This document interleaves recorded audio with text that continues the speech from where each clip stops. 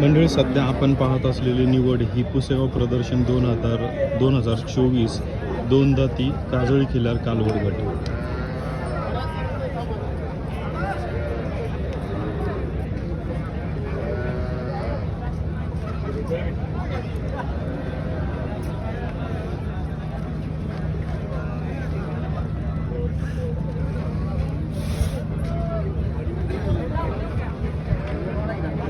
दोन दाती काजळी खिलार कालवड गट मंडळी सध्या आपण पाहतोय.